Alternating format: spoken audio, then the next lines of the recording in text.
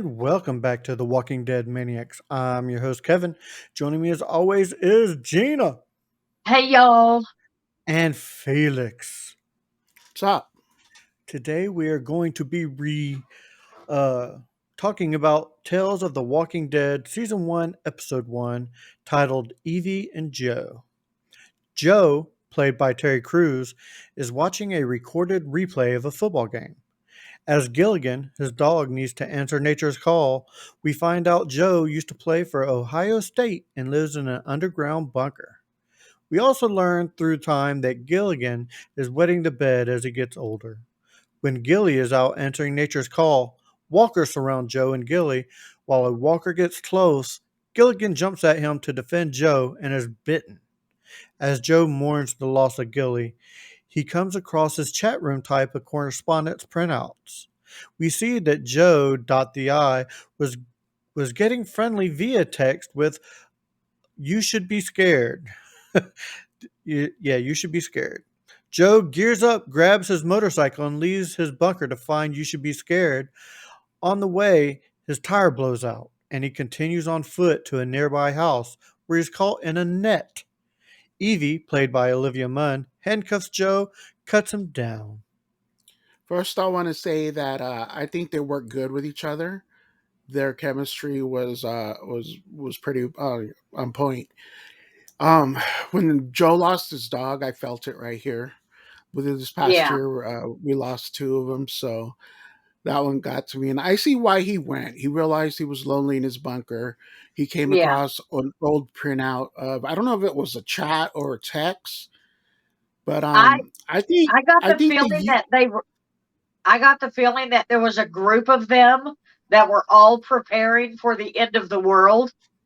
I think it was a because she chat was doing room the about same the thing, apocalypse. yeah.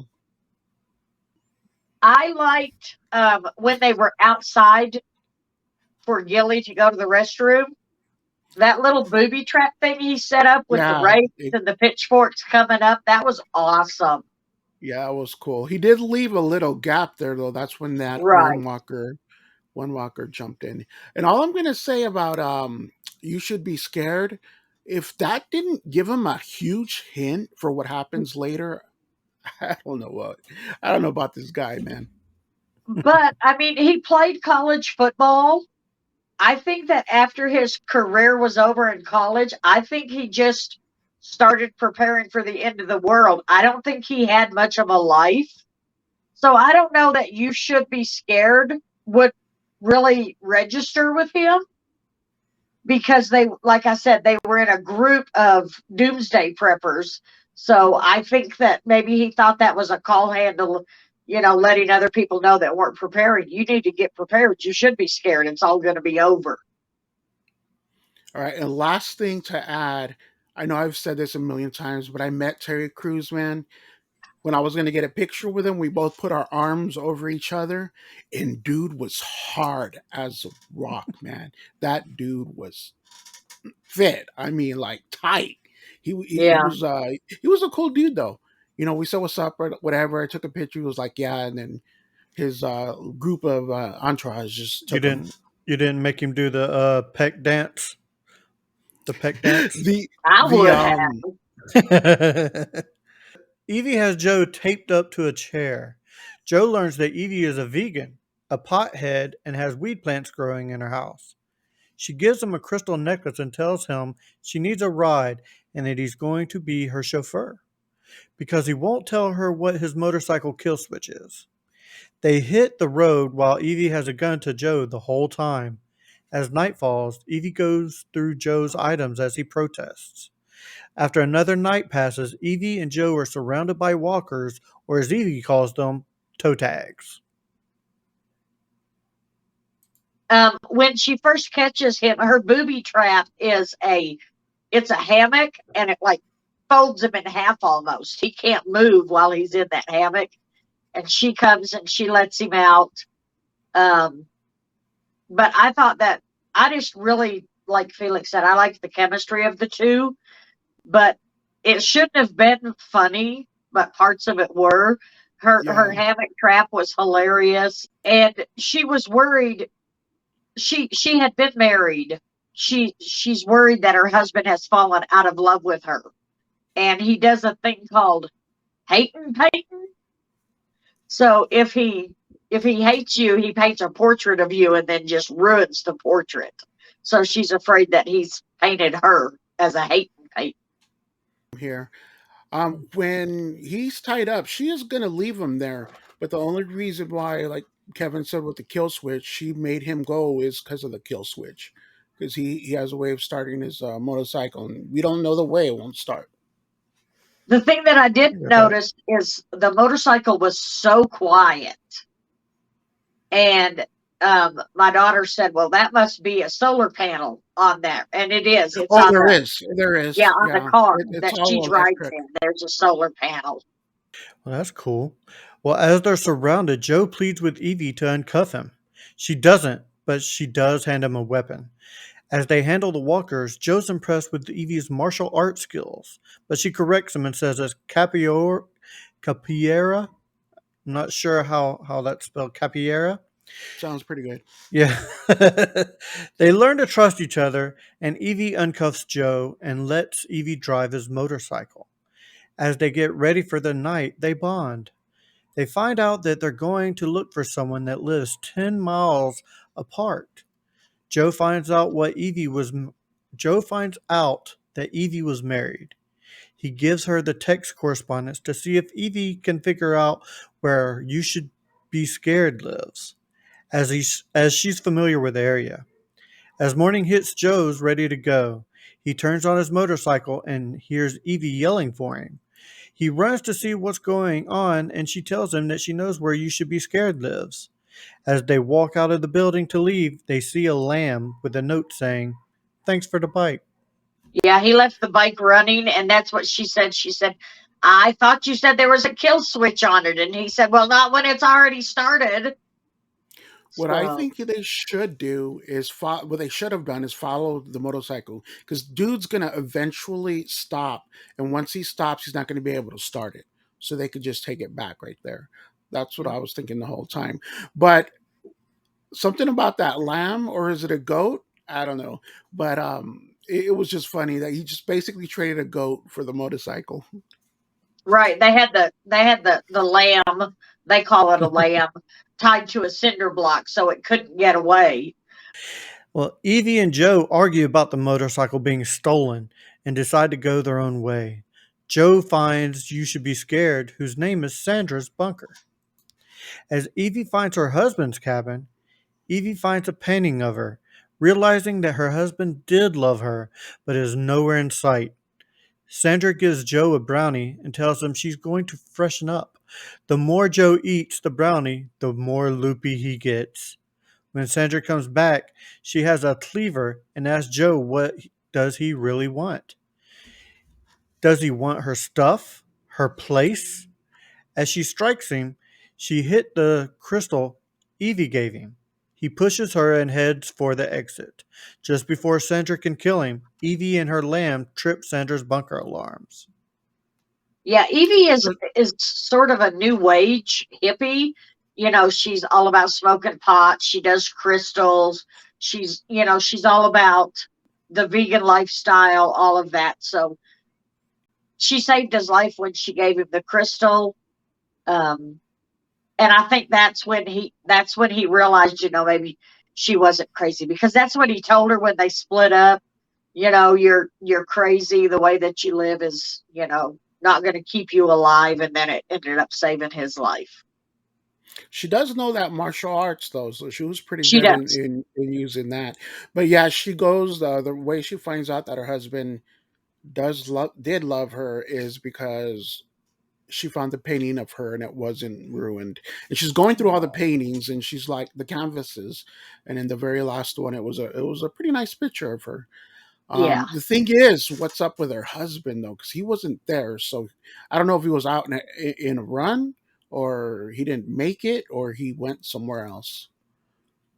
Well, Sandra lets Evie in and plays coy about Joe, who is tied up in the next room. Sandra gives Evie a brownie. When Evie doesn't seem phased, Sandra tells her to eat some more. Evie says it's shady to give someone an edible without telling them and tells Sandra that she knows something's not right. Sandra attacks Evie, but Evie gets the upper hand and finds Joe. When Sandra comes in with a knife, Joe throws the cleaver and kills Sandra. Joe and Evie leave the bunker as Sandra comes back as a toe tag. Why did they leave? That was I my don't know. main Why thought. didn't they just do away with her? I couldn't figure that out either. Because They could have just done her, thrown her out. She had that place stacked. I mean, it looked a lot better than his bunker. I mean, they could his have just bunker stayed was there. his bunker was one room. Her bunker was an apartment complex underground. Pretty much, yeah. Did did they say where they were going though? Did they have a place to go? No, that's why I thought they should have threw Sandra out, stabbed her in the head, and just lived there happily ever after. The goat And when or the lamb could have been safe anyways. she put that makeup on, and it just looked like from a horror movie. The way it looked like a little It did. clownish, didn't it? It did. She had on that pink lipstick and her hair, and oh, it was horrible. And another thing is Sandra, or You Should Be Scared, obviously has had a few people come and seek her out because she has decided to kill everybody that finds her and keep their watch. She's got a whole case full of watches of people that Spoiler have alert. showed up at her bunker. So at first, when he first got there, I was thinking that this was going to be a whole nother terminus. You know, I was afraid he was going to get down there and it was going to be a bunch of people living speaking of there. that, Speaking of that, did you notice all of the filming locations from the Terminus episode from season 5? The tracks were the tracks that they walked on to get to Terminus when they were Yeah. in the when they were talking, and here that Okay. was all the buildings of Terminus. If you look at the buildings outside, you can tell it was the same spot. So So they're there still was and filming then in Georgia? no, they're not in Georgia. They just use the same filming locations. Oh, okay. But you know what? Why did I leave that up?